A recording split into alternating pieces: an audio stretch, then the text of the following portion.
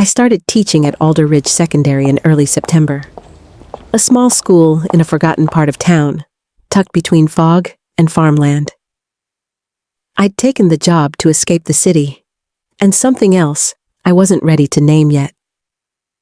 I left the city for silence, for stillness. But silence doesn't always mean peace. Sometimes it's just the echo of something you never dared face. My first day felt off. The hallways were quiet, too quiet. Every classroom door had scratches near the bottom, like something had clawed to get out.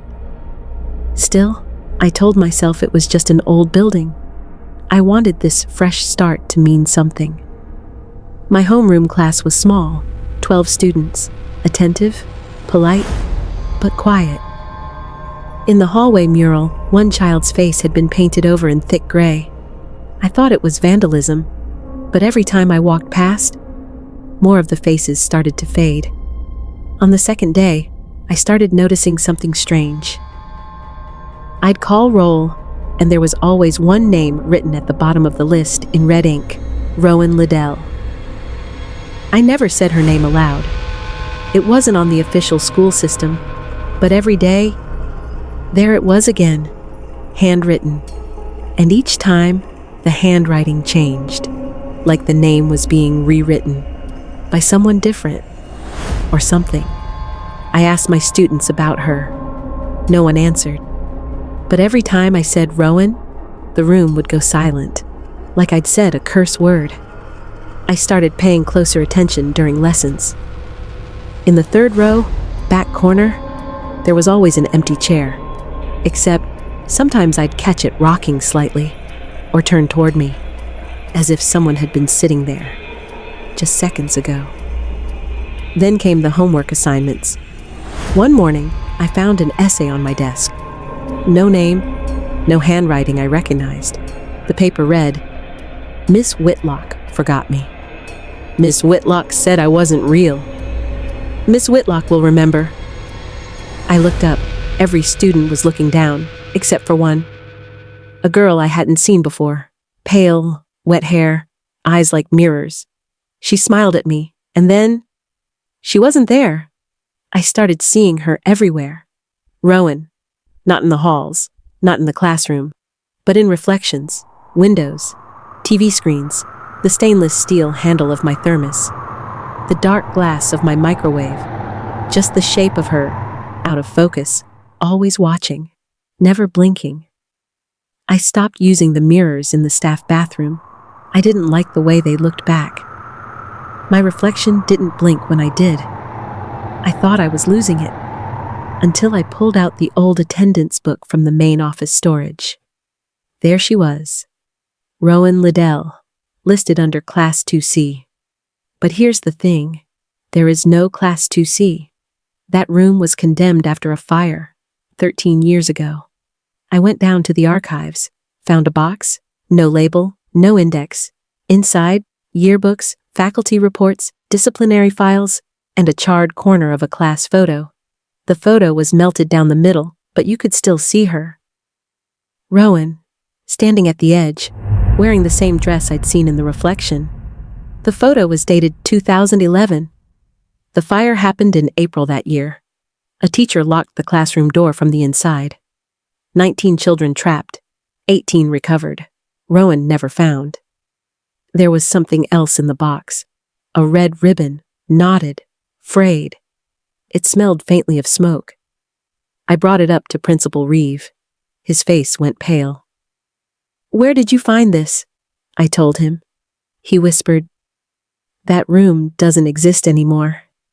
Then he grabbed the photo from my hands and threw it in the shredder. That night, I stayed late to prepare Monday's lesson. Everyone had gone home. I was alone, or I thought I was. Then I noticed something. The door to room 2C was ajar. Except, that door had been sealed shut with police tape. I stepped toward it, hand shaking.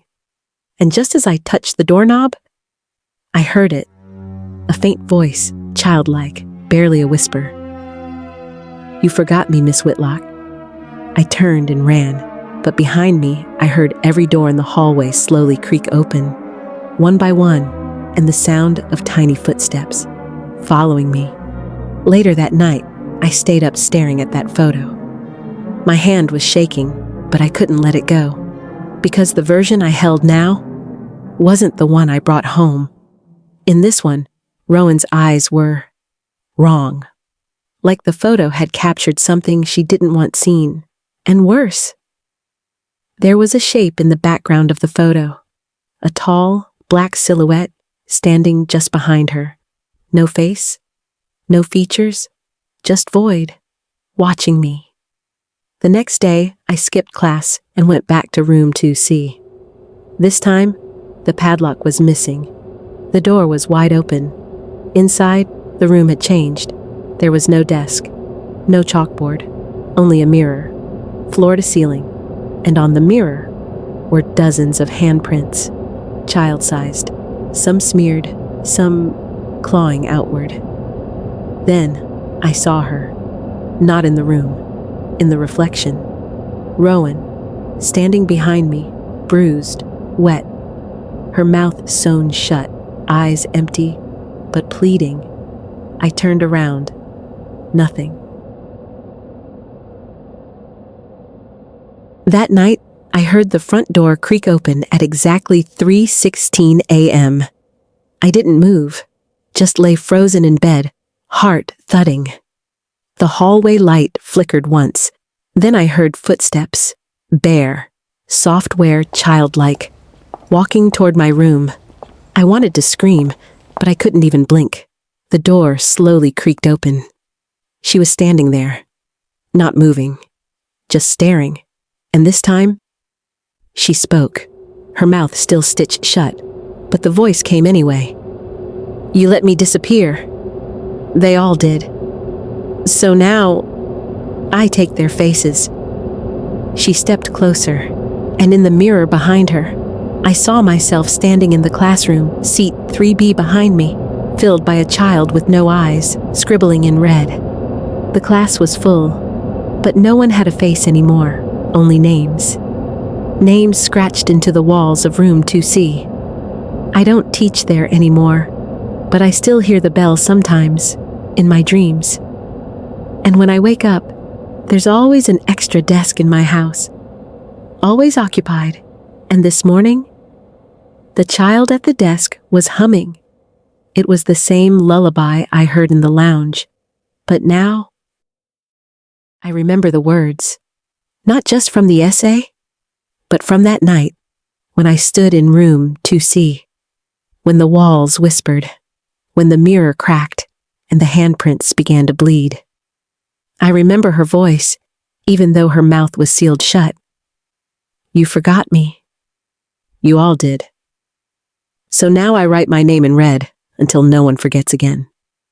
Now, even in silence, I hear her, in every reflection, every creak of wood, every name that disappears from my roster. I never forgot again. Not Rowan, not what we did, not what we left behind that day. Because some classrooms don't need students anymore. They only need a witness. And I was chosen.